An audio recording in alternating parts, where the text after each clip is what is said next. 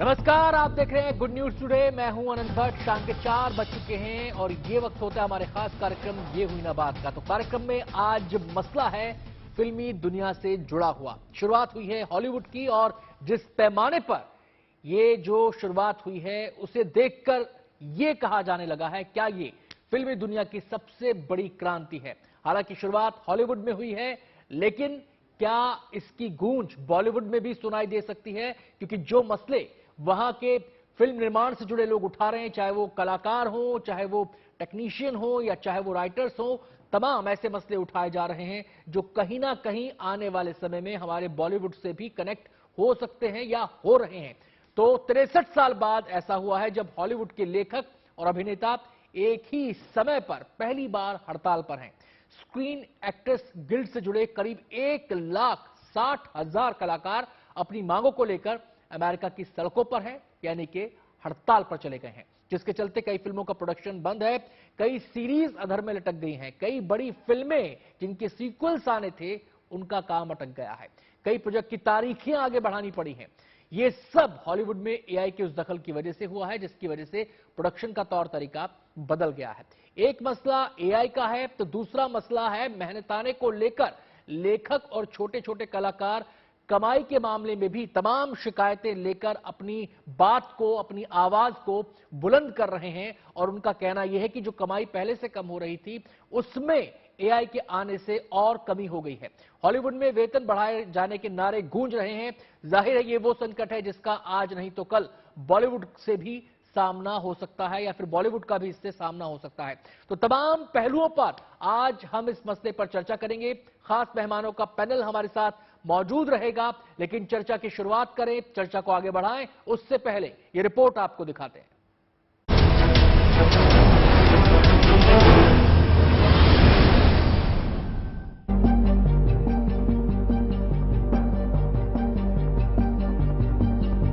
कम मेहनताना और प्रोडक्शन में ज्यादा से ज्यादा एआई के इस्तेमाल के खिलाफ हॉलीवुड के तमाम एक्टर्स और राइटर्स ने झंडा बुलंद कर दिया है। इस हड़ताल में स्क्रीन एक्टर्स गिल्ड भी शामिल है, जिससे 1,60,000 से ज्यादा कलाकार जुड़े हुए हैं। This is the first time the writers and the actors have stricken since 1960, and I'm out here because I've seen my pay go down over the years. And when I started out, there was a lot more compensation, there was a lot more residuals, and now with streaming, the residuals aren't the same as they used to be. So it's really hard to make a living as an actor. AI के आने के बाद जिस तरह Hollywood का माहौल बदला है उससे हजारों नौकरियां खतरे में आ गई हैं। प्रोडक्शन हाउस राइटर्स से कम काम भी ले रहे हैं और कम मेहनताना भी दे रहे हैं। यही नहीं, कुछ प्रोडक्शन हाउस एक्टर्स के पुराने परफॉर्मेंस के आधार पर एआई के जरिए नया कंटेंट तैयार करने की तैयारी कर रहे हैं। और तो और स्ट्रीमिंग सेवाओं से होने वाले मुनाफे का हिस्सा भी कलाकारों और राइटर्स से शेयर नहीं किया जा रहा। यही वजह है कि राइटर्स और एक्टर्स का बड़ा तबका सड़कों पर है। डर उनको यही है कि भाई अगर जो आर्टिफिशियल इंटेलिजेंस स्टोरीज लिखना चालू कर देंगे, ऑप्शंस अपने को देते जाएंगे, तो मेरी आमदनी कम हो जाएगी। बस आमदनी कम नहीं होनी है। आपका एक ही काम जो है, जो पहले व्हाटएवर 1 महीने 2 महीने 3 महीने में आप स्टोरीज लिखते थे, एडिट करते थे, वही काम आपका आज 7 दिन में हो जाएगा। अगर जो वही काम आपका 7 दिन में हो जाता है, you will be able to take more work in your hand. Hollywood में हड़ताल पर गए राइटर्स और एक्टर्स चाहते हैं कि फिल्म इंडस्ट्री में एआई के इस्तेमाल को सीमित किया जाए। हर शो में कम से कम 6 राइटर्स को रखा जाए और उन्हें मिनिमम 13 हफ्ते के काम का भरोसा मिले। यही नहीं, जिस तरह एक दिन का मेहनताना देकर एआई के जरिए बैकग्राउंड कलाकारों का रेप्लिका तैयार किया जा रहा है, उसे लेकर भी प्रदर्शनकारी आर्टिस्ट नाराज हैं।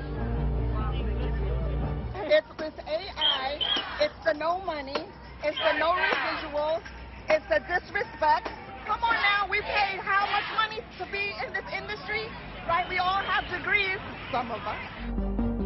एआई के साइड इफेक्ट जिस तेजी से हॉलीवुड में नजर आ रहे हैं, उससे बॉलीवुड भी सहमा हुआ है। सवाल है कि क्या एआई तकनीक से शुरू हुआ बर्बादी का एक खेल हॉलीवुड के बाद बॉलीवुड का अर्थशास्त्र भी बिगाड़ सकता है? आर्टिफिशियल इंटेलिजेंस आपको 10 अलग अलग आपको तरीके बता देगा कि कौन सी ड्रेस सूट होती है, क्या कैरेक्टर सूट करता है। हमारा बॉलीवुड इसे डेफिनेटली नहीं बच पाएगा और हमें सतर्क रहना है कि अगर उनको अनएम्प्लॉयमेंट नहीं करना है तो आर्टिफिशियल इंटेलिजेंस सहारा लिए बगैर हमें कुछ अच्छी मेहनत करनी पड़ेगी, अच्छा कंटेंट देना पड़ेगा लोगों को। मेरी यही राय है आर्टिफिशियल इंटेलिजेंस के बारे में। जाहिर है हॉलीवुड में एआई के विरुद्ध बुलंद होती आवाज के बाद ये सवाल फिर से उठने लगे हैं कि क्या आर्टिफिशियल इंटेलिजेंस और इंसानी दिमाग के बीच संतुलन बिठाकर स्थिति को बदतर होने से बचाना संभव है।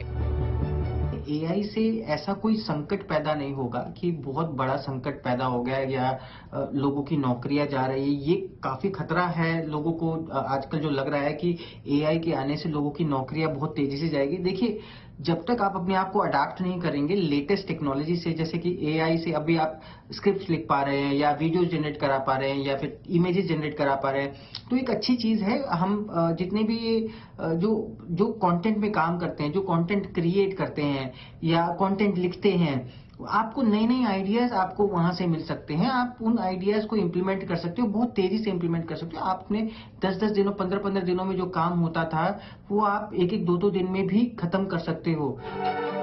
तकनीक से लेकर कलाकारों को भुगतान के मामले में हॉलीवुड बॉलीवुड से कोसों आगे है, लेकिन जिस तरह से एआई की कीमत हॉलीवुड के कलाकारों और लेखकों को चुकानी पड़ रही है, उससे सवाल उठने लगे हैं क्या बॉलीवुड इस चुनौती के लिए तैयार है। एआई की वजह से हॉलीवुड के राइटर्स और एक्टर्स को जिस हालात से आज गुजरना पड़ रहा है, उस दौर से गुजरने का नंबर अब बॉलीवुड का है। बॉलीवुड पहले भी कम मेहनताने और एक के बाद एक फ्लॉप फिल्मों के दौर से गुजर रहा है। ऐसे में आर्टिफिशियल इंटेलिजेंस का चैलेंज बॉलीवुड कैसे झेल पाएगा, ये देखने वाली बात होगी। Bureau report, good news today. तो मेहनताना कह लीजिए, कमाई कह लीजिए, वेजेस कह लीजिए, फीस कह लीजिए, कुछ भी कह लीजिए, लेकिन मसला है जेब से जुड़ा हुआ। तो पहले ही चैलेंजेस काफी थे, पहले ही शिकायतें हॉलीवुड में ये हो रही थी कि उन्हें उनका वाजिब हक नहीं दिया जा रहा। 2 महीने से हड़ताल चल रही है राइटर्स की, और उसके अंदर अब एक्टर्स भी शामिल हो गए हैं, उनका गिल्ड भी शामिल हो गया है। लेकिन जहां बात आती है कि मसला केवल हॉलीवुड तक सीमित नहीं है, सिरे बॉलीवुड तक भी आते हैं, क्योंकि बॉलीवुड में भी लंबे समय से चर्चा होती रही है कलाकारों के मेहनताने को लेकर, जो फिल्म निर्माण से जुड़े लोग हैं उनके मेहनताने को लेकर, उनकी फीस को लेकर, और अब नया चैलेंज एआई का भी है। तो तमाम पहलुओं पर चर्चा हमारी जारी रहेगी। हम शुरुआत करते हैं सबसे पहले मेहमानों का परिचय कराने से। हमारे साथ स्टूडियो में इस समय मौजूद हैं जाने माने फिल्म समीक्षक प्रदीप सरदाना जी। इसके अलावा हमारे साथ film and television director Ravi Rai ji भी इस चर्चा में शामिल होंगे। विनोद गनात्रा जी भी हमारे साथ मौजूद रहेंगे, जो कि खुद निर्देशन से जुड़े हुए हैं। शहजाद खान कलाकार भी हमारे साथ इस चर्चा में शामिल होंगे। तो सबसे पहले मैं बातचीत की शुरुआत, चर्चा की शुरुआत यहां पर प्रदीप जी से करना चाहूंगा। प्रदीप जी, 2 बातें यहां पर उभर कर सामने आ रही हैं। अगर हम इस पूरे की पूरी हड़ताल को देखें, एक्टर्स का गिल्ड अभी 2 दिन पहले ही शामिल हुआ है, लेकिन जो राइटर्स हैं, बाकी जो अन्य लोग थे हॉलीवुड के निर्माण से जुड़े हुए, वो लगभग 2 महीने से बैठे हुए हैं। 11 हफ्ते से ज्यादा का समय उनको हो चुका है। उनकी एक डिमांड थी वेजेस को लेकर, कि वेजेस में उनके साथ फेयर गेम प्ले नहीं किया जा रहा, उनको फेयरली उनको नहीं पे किया जा रहा। अब उसमें एआई का मसला भी जुड़ गया, इसने इनको और परेशान किया वेजेस के मामले में। देखिए एआई का जो मसला है वो ज्यादा बड़ा है जी। तो इस तरह की बातें पहले भी होती हैं, वेजेज को लेकर कई बार हुआ, आपस में बैठते हैं, बातचीत होती है, पर्सन टू पर्सन डिपेंड करता है, प्रोड्यूसर कौन है, एक्टर कौन है, राइटर कौन है, आपस में बैठ के भी मसले सुलझा लेते हैं। लेकिन एआई का जो मसला आ गया वो एक बहुत बड़ी चीज़ सामने खड़ी हो गई है। अब हालांकि देखिए इतनी जल्दी नवंबर में इसका शुरुआत हुई एक तरह से, और इतने महीने में इतना जल्दी वो हो गया, पहले लोग जानते नहीं थे। लेकिन हमारे यहाँ भी जब से पता लगा जी अकबर ऐसे होंगे, राम ऐसे होंगे, एआई ने ऐसे बना के पेश किया, तो लोगों को लगा ये क्या आ गया है। तो इस पर लोगों की दिलचस्पी बढ़ गई है, और प्रोड्यूसर डायरेक्टर्स के लिए तो ये बहुत, प्रोड्यूसर्स के लिए खासतौर से एक तरह से वरदान है, जो उनकी समस्या बहुत हल कर देता है, और उनको जो है समस्या हल कर देता है, उनका पैसा भी बचाता है। क्योंकि आप देखिए कोविड के बाद से पूरी फिल्म इंडस्ट्री जो है, चाहे हॉलीवुड की हो, चाहे बॉलीवुड की हो, चाहे कहीं की भी हो, सब एक बड़ा सफर कर रही है। अभी हम कुछ जगह आ तो गए वापस पटरी पर, उसके बावजूद भी लेकिन अभी तक वो स्थिति नहीं आई जो कोविड से पहले थी। बहुत कम फिल्में हैं जो हिट हो पा रही हैं। तो प्रोड्यूसर जो है वो भी काफी घाटे का उसमें चल रहे हैं, उनकी पहली तरह कमाई नहीं हो रही। इसलिए जब उनके सामने ऐसी चीज आती है वो भी घबरा जाते हैं, वो कहते हैं हम तो पहली परेशानी में हैं। लेकिन जो राइटर्स हैं वो अपनी जगह सही है, एक्टर्स है वो अपनी जगह सही है। हालांकि भी एक्टर्स से ज्यादा मसला नहीं है, अभी राइटर से ज्यादा है, क्योंकि आप एआई को अपनी कहानी देंगे, वो आपकी स्क्रिप्ट लिखकर तैयार कर देगा। इस पूरे मामले के 2 सिरे हैं प्रदीप जी। एक सिरा है वेजेस से जुड़ा हुआ और एक सिरा है एआई से जुड़ा हुआ। एआई की जहां तक इस्तेमाल की बात है, उससे एक्टर्स भी कह रहे हैं कि हम भी प्रभावित हो रहे हैं, उससे डायरेक्टर्स भी कुछ हद तक प्रभावित हैं, उससे कंटेंट क्रिएटर्स भी कुछ हद तक प्रभावित हैं, उससे टेक्नीशियंस भी प्रभावित हैं, उससे राइटर्स भी प्रभावित हैं। एक मसला ये है और एक मसला है वेजेस से जुड़ा हुआ। अब ये केवल हम हॉलीवुड तक इसको समेट के रखें, ऐसा तो हो नहीं सकता, क्योंकि फिल्म इंडस्ट्री की बात है, फिल्म इंडस्ट्री पूरी दुनिया में है और हॉलीवुड के बाद अगर सबसे ज्यादा चर्चित कोई फिल्म इंडस्ट्री है तो वो बॉलीवुड है। क्या आपको लगता है वेजेस के मामले में, जो कमाई की बात है, जो फीस की बात है, उसके मामले में ये मसला बॉलीवुड के लिए कितना बड़ा है और इसको लेकर क्या यहां पर भी आवाजें उठती रही हैं? ये बिल्कुल बॉलीवुड के लिए भी बड़ा है कि बॉलीवुड में भी पहले आवाजें उठती रही है इस तरह की, लेकिन यहाँ काफी लोगों ने कंप्रोमाइज किया। या तो मैंने देखा कि आर्टिस्ट ने अपनी फीस घटा दी। अक्षय कुमार उसका बहुत बड़ा एग्जाम्पल है। उनकी पिछली 5 फिल्में नहीं चली तो उन्होंने अपनी फी कम कर दी कि नहीं मैं आपके साथ कंप्रोमाइज करूंगा। इससे पहले भी कितनी बार ऐसे हुआ है कि अमिताभ बच्चन हो, बड़े स्टार्स हो, अपनी फीस कम कर देते हैं। लेकिन अब क्या है कि अब बहुत सारी चीजें होती जा रही हैं। पहले क्या था कि सिनेमा जो है एक थिएटर तक सीमित होता था, वो बाद में टीवी आ गया, उस पर हो गया, अब ओटीटी भी आ गया और बहुत सारे प्लेटफॉर्म आ रहे हैं। अपने मोबाइल पे सिनेमा देख सकते हैं। मैं आपको ये भी बता दूं, जो हॉलीवुड के अंदर पहली स्ट्राइक हुई थी 1963 के अंदर जी, वो इस मसले पर हुई थी कि उस समय टेलीविजन वहां बहुत, हमारे यहाँ तो 1959 में टेलीविजन आया तो शुरू में बहुत छोटी स्टेज पे था, सितंबर 59 में आया तो हमारे यहाँ तो समाचार और आधे घंटे के प्रोग्राम बहुत दिन तक चलते रहे। लेकिन हॉलीवुड के अंदर उस समय टेलीविजन बहुत तेजी से पॉपुलर हो गया था, तो जो फिल्में हॉलीवुड में बनती थी वो जो है वहां पर सिनेमा टेलीविजन में भी आने लगी। तो तब जो है पहली बार प्रोड्यूसर एक्टर्स ने इकट्ठे होकर, सॉरी आर्टिस्ट और राइटर्स ने इकट्ठे होकर ये आवाज उठाई कि आप तो हमारे से फिल्म के लिए एग्रीमेंट करते हैं, अब ये इसका प्लेटफॉर्म दूसरा हो गया है, तो इसलिए हमको इसका शेयर दिया जाए। और अब यही चीज यहां पर आ रही है, यहां भी वो चाह रहे हैं कि हमारे को शेयर मिले, ओटीटी का शेयर मिले, इसका मिले। लेकिन ये जाहिर है कि ये सबके लिए पॉसिबल नहीं है। फिल्मों में तो वो क्या होता है कि इनको बड़ा फेयर होता है कि फिल्मों ने थिएटर में इतना कलेक्शन किया, इतना बिजनेस आया, तो उसका कुछ परसेंटेज आपको आसानी से दे सकते हैं। लेकिन ओटीटी पर कितना बिजनेस आया, कितना आया, उसके आखिर पूरी तरह साफ इसके कोई पैरामीटर्स नहीं है, इसके कोई आंकड़े नहीं है, तो इससे इनको परेशानी हो रही है। ये चीज भारत में भी है, लेकिन अब क्या है कि इंडिया में तो साफ लिखवा लेते हैं, वेब सीरीज हमारे ज्यादातर अलग बन रही है। कुछ फिल्में जो अलग बनती है उसमें एक साथ लिख दिया जाता है कि आपके एक साथ राइट, आपके सभी राइट्स इसके अंदर आ गए, तो उसमें वो सब कुछ जाता है, जो उसकी फीस है उसको दे देते हैं। हालांकि क्योंकि अब वो उतनी फीस देना पॉसिबल नहीं हो पा रहा और अब ये चाह रहे हैं कि जो अभी सब आवाज उठाएंगे तो आगे बढ़ेगी। लेकिन एआई का मसला आने से इनको और डर लग गया कि हमारा तो वेजेज और भी कम हो जाएगा, जो पहले मिलता था वो भी कम हो जाएगा। चलिए मैं रवि जी का यहां पर रुख करना चाहता हूं। रवि जी, स्ट्राइक भले ही हॉलीवुड में हो रही है और इसको इस तरीके से देखा जा रहा है कि आज के दौर की फिल्मी दुनिया की सबसे बड़ी क्रांति है। एक्टर्स भी आ गए, राइटर्स भी आ गए, तमाम तरह के गिल्ड इसमें शामिल हो रहे हैं, बड़े बड़े हाउसेस के खिलाफ ये आवाज यहां पर बुलंद की जा रही है। उसमें एक वेजेस का मसला आता है। अगर हम बॉलीवुड के नजरिए से चीजों को समझने की कोशिश करें, जो आवाज वहां पर उठ रही है वेजेस को लेकर, फीस को लेकर, मेहनताने को लेकर, क्या यहां पर बॉलीवुड में ये असंतोष देखने को मिलता है? ये डिस्पैरिटी की बात यहां पर भी आती है कि हमें जो बड़े बड़े हाउसेस हैं, जो मेकर्स हैं, वो उसके साथ उतना शेयर उनको नहीं कर पाते जितना वो डिजर्व करते हैं। क्या ऐसी आवाजें उठती रही हैं यहां पर भी? नहीं, देखिए ये आवाजें मेरे ख्याल से अभी तक तो नहीं उठी। और दूसरी चीज, हम जो बात कर रहे हैं हॉलीवुड की स्ट्राइक की, हॉलीवुड में जो स्ट्राइक हो रही है वेजेस को लेकर के, वो एक बहुत ही पर्सनल टेरिटरी है उनकी। ये स्ट्राइक हमने हैदराबाद तेलुगु सिनेमा में भी देखी, ये वहां पे भी देखी। ये बहुत ही अपनी पर्सनल टेरिटरीज की बातें जो भी होते हैं। और अगर हम कंपेयर करें, देखिए हम तो पिछले कितने सालों से हमारे एक्टर्स काम करते हैं, उनका कोई शेयर ही नहीं होता। डिग्निटी ऑफ लेबर और लॉस के हिसाब से हॉलीवुड ने तो अपने, उनका एक गाना किसी सिंगर का हिट होता है और वो 50 साल तक उसकी हार्वेस्ट को रीप करता रहता है। हमारे यहाँ तो ये लॉज ही नहीं है। हमारे यहाँ तो एक्टर्स हों, राइटर्स हों, डायरेक्टर्स हों, उनके राइट्स सिक्योर्ड नहीं है। सबसे पहली चीज तो हम उनके आर्टिफिशियल इंटेलिजेंस से इतना डर जाएं, पहले अपने टेक्नीशियंस और डायरेक्टर्स, राइटर्स को तो सिक्योर कर लें, जो कि आज तक नहीं हुए। सिर्फ सिंगर्स को और लिरिक्स राइटर्स सिक्योर्ड है, वो भी अभी लिरिक्स राइटर्स लेटली हुई। बाकी रही बात, मैं आपको बताऊं artificial intelligence, it's a very shocking thing. बहुत शॉकिंग थिंग है कि अमेरिका जो कंट्री टेक्नोलॉजी को प्रमोट करता रहा है इतने साल, वो घबरा गया है आज। वो डर गए हैं कि टेक्नोलॉजी जो है, पर टेक्नोलॉजी कभी भी रिवर्स नहीं हो सकती। देखिए, मैं आज से 30 साल पहले मैं बात कर रहा हूं, जब डिजिटल इंटरनेट्स वगैरह नहीं आए थे, तब भी सीडीज पे ऐसे प्रोग्राम्स थे राइटर्स के लिए जो प्रोवाइड करते थे राइटर्स को हेल्प करना, समझ रहे हैं आप?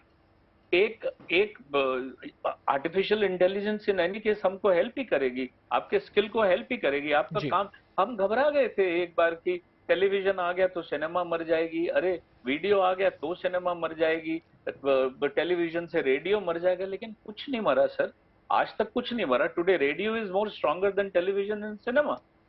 लोगों ने इन्वेंट री इन्वेंट करते चले गए हैं आज। और हम जो बात कर रहे हैं, आज हम एडिटिंग रूम में बैठते हैं, पहले हमें क्रेन शॉट लेना होता था या ट्रॉली शॉट लेना होता था, तो हम ट्रॉली मंगवाते थे, क्रेन मंगवाते थे, उसके साथ 8-10 आदमी लगते थे, लेकिन आज उसकी जरूरत नहीं है, एडिट रूम में मशीन पे बैठ के कर लेते हैं। मैं आता हूं रवि जी आपके पास, मैं आता हूं। तो रवि जी ने 2 पॉइंट यहां पर रखे हैं। एक तो उन्होंने डिग्निटी ऑफ लेबर की बात कही है, बॉलीवुड के संदर्भ में उन्होंने कहा कि आज तक हम इसी का रिस्पेक्ट नहीं कर पाए हैं, बाकी चीजों की बात तो छोड़ दीजिए, शेयरिंग और उसकी बात तो छोड़ दीजिए। और दूसरी बात उन्होंने कहा कि एआई को लेकर जहां तक चर्चा हो रही है तो वो उस तरीके से नेगेटिवली इंपैक्ट नहीं कर पाएगा, कुछ ना कुछ एनहेंसमेंट ही करेगा।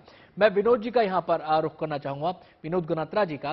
विनोद जी, आपसे समझना चाहेंगे ये डिग्निटी ऑफ लेबर की जो बात है, क्या एक कॉमन अंडरस्टैंडिंग के तहत यहां पर वेजेस का पेमेंट होता है, ब्रांड वैल्यू के तहत यहां पर वेजेस का पेमेंट होता है कि जिसकी जैसी ब्रांड है उसके हिसाब से इसका पेमेंट होगा, या फिर इंडस्ट्री ने कोई अपना नियम कायदा बना रखा है कि ये तो होना ही है, इससे नीचे नहीं?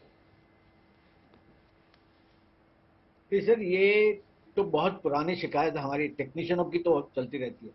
सारे एडिटर, साउंड रिकॉर्डिस्ट सब यही शिकायत करते हैं। एक्टरों को तो अपना हिस्सा मिल जाता है, और जो एक्टर्स डिमांड में है वो अपनी टर्म्स के ऊपर पैसा भी लेते हैं और काम भी करते हैं। रहा मामला टेक्नीशियनों का पेमेंट कभी पूरा होता नहीं। एडिटर तो उसमें से भी गए गुजरे हैं, क्योंकि वो फिल्म जब कंप्लीट होती है उसके बाद वो लास्ट में प्रोड्यूसर आता है जब खाली होता है, और वो बोलता है यार पिक्चर रिलीज होने दे, मैं दे दूंगा, वो होता नहीं है, और एडिटरों को ये फर्क पड़ जाता है।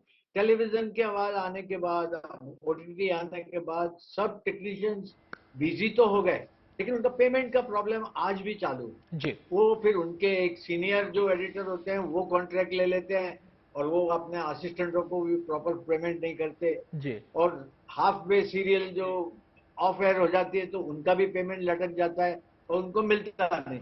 चलिए, टेक्नीशियनों का प्रॉब्लम हाल बहुत खराब है जी। ये डिमांड, और अब ये जो वेजिस का मामला जब ये आ गया, पहले तो ये होता था कि एसोसिएशन का भी रूल चलता था, अब एसोसिएशन को कौन पूछता है? कोई नहीं पूछता जी, वो किसी को भी हायर कर लो, any town they can come on work.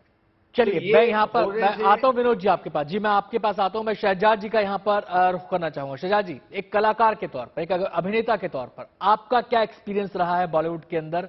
Vinod साहब कह रहे हैं कि टेक्नीशियंस की और जो बाकी जो फिल्म निर्माण से जुड़े लोग हैं, चाहे वो साउंड आर्टिस्ट हों चाहे तमाम लोग हों, इनकी हमेशा से शिकायत रही है कि उनकी तरफ उस तरीके से फीस के मामले में, वेजेस के मामले में ध्यान नहीं दिया जाता। एक कलाकार के तौर पर, एक अभिनेता के तौर पर आपका क्या एक्सपीरियंस है? आप कैसे इसको देखते हैं? बहुत बहुत शुक्रिया आपका मुझे आपके शो पे बुलाने का। सबसे पहले हमारे पैनलिस्ट भी बातें कर रहे थे, वो बहुत हद तक सही है कि there is no dignity to labour. कलाकार के हिसाब से मैं ये जरूर कहना चाहता हूँ कि जो भी फिल्म्स मैंने की है उसमें कभी पेमेंट का या कभी कुछ इस किस्म का प्रॉब्लम नहीं रहा, लेकिन जहां सीरियल्स की बात आती, खास करके डेली सोप्स वगैरह वो जो होती है, उसमें बड़ा प्रॉब्लम रहता है। उसमें भी ये होता है कि भाई 90 डेज के बाद आपकी एक्टर की पेमेंट होती है। वो 90 डेज भी ऐसे होते हैं कि भाई 90 डेज हो जाने के बाद वो एक 1.5 महीना और खींचते हैं, नहीं वो नहीं, इसकी साइन नहीं मिली, उसकी साइन नहीं मिली, तो इस तरह से। और फिर कभी सीरियल अगर ऑफ एयर हो गई तो आप पेमेंट भूल ही जाइए। बहुत ही कम ऑनेस्ट प्रोडक्शन हाउसेज है जिन्होंने सामने से फोन करके एक्टरों को बुला के उनकी पेमेंट दिया है, वरना बोलते हैं आपको चैनल से, वो चैनल पे ढकेल देते हुए चैनल ने पेमेंट नहीं की। अब मुझे एक बात बताइए आप सब लोग, कि जब आप एक सीरियल शुरू करते हैं तो किसी डॉक्टर ने तो नहीं कहा, और सीरियल के अंदर एक क्लॉज होता है चैनल के साथ कि आपको 45 डेज के अंदर पेमेंट, आपके पास इतने पैसे होने चाहिए और 45 डेज के अंदर आपको अपने लोगों की पेमेंट करनी है। चैनल के साथ जो वो डिक्लेयर नहीं करते हैं, और ना ये क्लॉज हमारी एसोसिएशन बताती है और जब मामला हमारे एक्टर एसोसिएशन में जाता है तो बहुत सारे एक्टर्स हैं, जो मैं नाम नहीं लेना चाहूंगा, जो एसोसिएशन में उस कमिटी में रहे हैं, वो प्रोड्यूसर से खुद डील कर देते हैं, कहते हैं आप मुझे इतना दे दीजिए, मुझे आपकी अगली फिल्म में मुझे आप रोल दे दीजिए, मैं आपका ये आधे पौने दाम में सेटल करा दूंगा जी। इस तरह की चीजें बड़ी अफसोस चीजें होती है। एक एक्टर दिन रात मेहनत करता है और सीरियल्स में इसमें कितनी मेहनत होती है, बंधुआ मजदूर जैसा होता है एक्टर, और उसके साथ जब इंसाफ का वक्त आता है तो उसी का साथी कलाकार, क्योंकि वो कमिटी में बैठा है, वो प्रोड्यूसर से कहता है कि आप मुझे रोल दे देना, मुझे ये कर देना, मैं वो कर दूंगा। इस किस्म की ब्लैकमेलिंग और घटिया ये जो काम होते हैं ना, इससे बड़ा अफसोस होता है। और मैं चाहूंगा जी मैं आता हूं शाहजाद जी, क्योंकि आपने बताया कि ये तो बेसिक सालों से चला आ रहा है, अब हमारे सामने तकनीकी चुनौतियां भी आ गई हैं, और ये तकनीकी चुनौतियां क्या अपर हैंड देती हैं मेकर्स को, क्या अपर हैंड देती हैं प्रोडक्शन हाउसेस को? प्रदीप जी, ये जो वेजेस की समस्या है पुरानी है, शहजाद जी से बात करके भी पता चलता है, विनोद जी भी इसी बात को बता रहे हैं, रवि राय जी भी इस बात को एक्सेप्ट कर रहे हैं, लेकिन अब ये नए एरा के अंदर नए किस्म की जो चुनौती आ रही है, क्या ये समस्या और बढ़ने वाली है? देखिए, बिल्कुल समस्या तो बढ़ेगी फिलहाल, लेकिन मैं आपको यही बता दूं, जब भी कोई नई तकनीक आती है जी, वो हमेशा कुछ ना कुछ उसका विरोध होता है, और हमेशा उसको आशंका से देखा जाता है, शंका से देखा जाता है। जब मिलें बनी, नई नई मशीनें आनी शुरू हुई इतने सालों पहले, तब लगा कि ये मशीनें आएंगी तो मजदूर बिल्कुल खत्म हो जाएंगे। उससे पहले और बहुत सारी चीजें जब भी बनी, जब हमारे यहाँ टेलीविजन आया तो लगा कि सिनेमा खत्म हो जाएगा, वीडियो आया तो सिनेमा खत्म हो जाएगा, ओटीटी आया तो सिनेमा खत्म हो जाएगा। लेकिन देखिए, सिनेमा आज भी अपनी जगह है, और ओटीटी फिल्म जी, इनको एक अलग से एक हमारे को नए प्लेटफॉर्म मिल गए, अलग दर्शक मिल गए। इसलिए मैं सोचता हूं कोई ना कोई रास्ता निकलता है।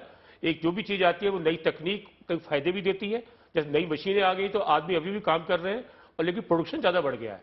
इसी तरह जब ये नई तकनीक आएंगी तो इससे फिल्में जल्दी बनेंगी, और इसमें जो लेकिन रोल है, क्योंकि देखिए जो डायरेक्टर है उसका विजन अपना अलग है, जो मशीन है मशीन ही रहती है, चाहे एआई कितना भी कर ले। अब वो पुराना बताती है कि अकबर ऐसे रहे थे, अब हमें पता तो नहीं थे या नहीं थे, एक संभावना है, लेकिन जो आदमी है, जो एक्यूरेसी निकलती है उससे, वो कई जगह एक क्रिएटिविटी जो है वो जो आदमी दे सकता है, जो डिस्कशन आपस में हो सकता है, प्रोड्यूसर का, डायरेक्टर का, आर्टिस्ट का, राइटर्स का, वो जो है एआई मेरे ख्याल से नहीं दे सकता अभी। हालांकि देखिए ये तकनीक पूरी तरह सामने नहीं आई, मैं इसको पूरी तरह नहीं जानता, लेकिन मैं और जितने भी चीजें उन सबको देखकर ये कह सकता हूं कि कोई ना कोई नया रास्ता निकलता है। जिस तरह और सब प्लेटफॉर्म आते रहे सिनेमा के बाद, कोई ना कोई रास्ता निकलता है, ये भी निकलेगा, ये मेरा मानना है। दूसरा अब ये देखिए, लेकिन है क्या कि अभी कोरोना के बाद जो जिस तरह आपको बताया उठे नहीं है, तो इंडस्ट्री को अभी बहुत उठने की जरूरत है जी।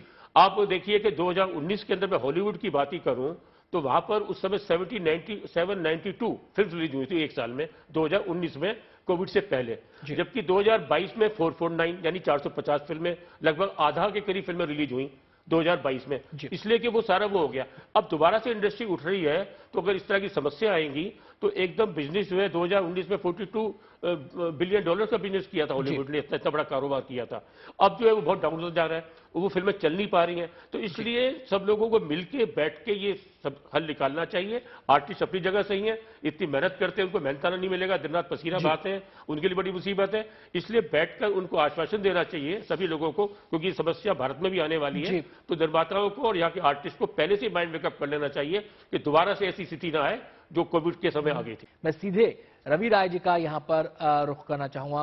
रवि जी, अगर हम एआई की बात करें तो एआई को बॉलीवुड को दोस्त की तरह देखना चाहिए, या बॉलीवुड में जो फिल्म निर्माण से जुड़े लोग हैं उनके लिए दोस्त की भूमिका अदा करेगा, या उनके लिए दुश्मन की भूमिका अदा करेगा?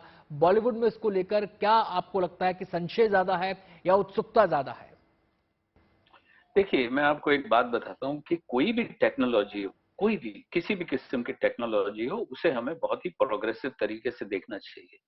हमें एक पॉजिटिव रेवोल्यूशन और एवोल्यूशन होती ही आई है। मुझे अच्छी तरह से याद है कॉन्वर्सेशन चार्ली चैपलिन और महात्मा गांधी की, करीबन आई डोंट नो 1942-43 में वो मिले थे, और उन्होंने कुछ 30 मिनट बात की थी, और गांधी जी ने उनको बताया था कि मैं देश में चरखा इसलिए काटता हूँ क्योंकि बहुत एम्प्लॉयमेंट हो, और उसी को लेकर के उन्होंने एक फिल्म भी बनाई थी मॉडर्न टाइम्स। तो ये चर्चे तो तब से लेकर के चल रहे हैं, मैन वर्सेस मशीन तो नेवर एंडिंग है। लेकिन मैं आपको यहाँ पे एक बात बता रहा हूँ कि आज से कुछ साल पहले मैं गाने अपने, जो मुझे मेरे मन पसंदीदा गाने थे, मैं वो लेने मार्केट जाता था कि आज शाम को वहां जाएंगे, बुधवार को जाएंगे या शनिवार को जाएंगे, और कैसेट शॉप पे मैं वो ढूंढता था करता, लेकिन वो खत्म हो गया। आज मैं फिंगर टिप के ऊपर more than million songs download कर लेता हूँ और मैं अपनी प्लेलिस्ट बना लेता हूँ। देखिए, कंज्यूमर इज किंग तो मान के चलिए, चाहे वो सिनेमा हो, चाहे वो कुछ भी हो। और आर्टिफिशियल इंटेलिजेंस सिर्फ हॉलीवुड को नहीं, भाई कल को हमारे यहाँ पे हम सुन रहे हैं हमारे इनकम टैक्स डिपार्टमेंट में आर्टिफिशियल इंटेलिजेंस आ रही है जो कि आपका डेटा पढ़ेगी। Artificial intelligence tomorrow you can fight your own case in the high court, you don't need a lawyer. Artificial intelligence आपका आपके सारे क्लॉजेस वगैरह आपका केस पूरा वो लड़ेंगे। तो ये चीजें जो हो रही हैं, रवि, जो बातें आपने बोली वही तो चिंता का विषय है कि क्या आर्टिफिशियल इंटेलिजेंस इंडस्ट्री से कुछ लोगों को रिप्लेस कर देगा, चाहे वो कलाकार हो, चाहे वो राइटर्स हो, चाहे वो तकनीशियन हो। सर आनंद जी, मैं इंटरनेट की वेलकम करूं या नहीं? हाँ, हम वही तो हम समझना चाह रहे हैं कि इसको हम दोस्त की तरीके से लें। हाँ सर, मुझे आज अगर अमेरिका में अपने दोस्त को ये बोलना पड़ता है कि अपनी सेहत का ख्याल रखो, ये लो, और मैं उसको विद इन 1 सेकेंड व्हाट्सएप पे कर देता हूँ, बजाय इसके कि मैं चिट्ठी कुरियर करूं। तो मैं जो भी कह रहा हूं, टेक्नोलॉजी तो हमारे फायदे की बात है, आज नहीं तो कल आएगी। ठीक है, ये आपका पर्सपेक्टिव है। बिल्कुल मैं देखिए, आज एक जी सुनिए ना मेरी बात, कि आज हमने पठान फिल्म बनाई, वो न जाने 8-10 जगह पे शूट हुई, मतलब आपको लगता है शूट हुई, लेकिन वो 8-10 जगह पे शूट नहीं हुई, वो स्टूडियो में बनी पूरी पिक्चर। अब मैं अपना उसमें फायदा। सवाल वही है रवि जी कि टेक्नोलॉजी कहां तक, किस हद तक, क्या उसकी हदबंदी होगी, नहीं होगी। मैं सीधे बात करता हूं विनोद जी से। यहां पर विनोद जी, इंडस्ट्री से आपने भी इंडस्ट्री को करीब से देखा है, जो जिस ढर्रे पर हमारी इंडस्ट्री काम करती रही है, बॉलीवुड जिस तरीके से काम करता रहा है, जिन नियम कायदों के साथ आगे बढ़ता रहा है, क्या आपको लगता है कि जितना क्रांति एआई लेकर आ सकता है फिल्म मेकिंग के अंदर, क्या हमारा बॉलीवुड उसके लिए तैयार है? सर, टेक्नोलॉजी का तो कोई प्रॉब्लम ही नहीं है, नई नई इन्वेंशन तो आनी ही है, उसको हम रोक भी नहीं सकते सर। लेकिन हमारे भारतीय माइंडसेट जो है वो ये है कि कोई भी ऑब्स्टिकल, कोई प्रॉब्लम आएंगे तो उसको ओवरकम करने की ताकत रखता है। हमारे लोग जो प्रोड्यूसर्स, डायरेक्टर्स, टेक्नीशियंस, सारे दे जस्ट इनोवेशन के साथ साथ चलते हैं। आज सारा हमारा डीआई के थ्रू वो बाद में लेंगे, एडिटिंग में कर लेंगे, डीआई के में करेंगे, ये करके भी अपना कर लेते थे।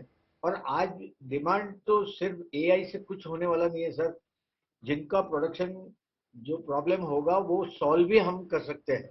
और ये हॉलीवुड के साथ हमारा it's a very surprising thing कि हॉलीवुड में हड़ताल होती है।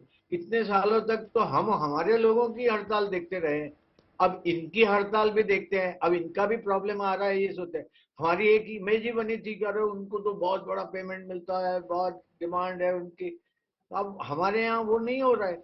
लेकिन आज हमारे टेक्नीशियनों का जो प्रॉब्लम, जो जिस तरह सॉल्व, हमारे टेक्नीशियनों ने, कई अननोन लोग थे, नए नए लड़के कितने आए और कितने आगे चल गए। तो हमारे यहाँ वो एआई का कोई प्रॉब्लम आएगा नहीं, और अगर आएगा तो हम हमारी इंडस्ट्री के टेक्नीशियंस और हमारे प्रोड्यूसर्स, डायरेक्टर्स, मैं शहजाद जी का मैं रुख करना चाहूंगा। काफी ऑप्टिमिस्टिक विनोद जी भी नजर आ रहे हैं और रवि जी तो लगातार कह ही रहे हैं कि तकनीक का हमें स्वागत करना चाहिए, लेकिन एक कलाकार होने के नाते क्या आपको लगता है कि एआई का इस्तेमाल अगर बॉलीवुड में बढ़ता है तो एक कलाकार को, एक तकनीशियन को, एक राइटर को, एक डायरेक्टर को फाइनेंशियल सिक्योरिटी उनकी उतनी ही रहेगी, उनकी वेज सिक्योरिटी उतनी ही रहेगी, या फिर इसमें आप कोई उतार चढ़ाव देखते हैं? तो बिल्कुल उतार चढ़ाव नजर आएगा। अगर ये एआई आ गई, नई टेक्नोलॉजी आ गई, तो बहुत सारा उतार चढ़ाव नजर आएगा। As from a producer point of view तो बहुत अच्छा, प्रोड्यूसर की कॉस्ट बच जाएगी का। लेकिन फिर यही होगा कि प्रोड्यूसर अगर किस तरह से एक्टरों को, बस मेरी जो सबसे ज्यादा चिंता ये है कि हमारे एक्टर्स जो है उनकी जॉब्स नहीं जानी चाहिए, उनको रोजी मिलनी चाहिए, उनको काम मिलते रहना चाहिए। और बाकी जो हमारे टेक्नीशियंस है, बाकी जितने भी लोग हमारी इंडस्ट्री से, right from spot boy to light boy to actor to technician, हर इंसान जो जिसकी रोजी चल रही है उसको रोजी रोटी मिलते रहना चाहिए। इस टेक्नोलॉजी से उसका किसी भी तरह नुकसान नहीं होना चाहिए। मेरा मेन कंसर्न वो है। मैं आता हूं प्रदीप जी के पास। प्रदीप जी, जो एक डिमांड हॉलीवुड से उठी है, उनका बेसिकली अगर मैं निचोड़ उनकी हड़ताल का देखूं तो उसमें यह निकल कर आता है कि इसके कुछ नियम कायदे तय किए जाएं, कुछ बेसिक मिनिमम गारंटी एआई के दौर में तमाम लोगों को, इंडस्ट्री में फिल्म मेकिंग से जुड़े लोगों को मिलनी चाहिए।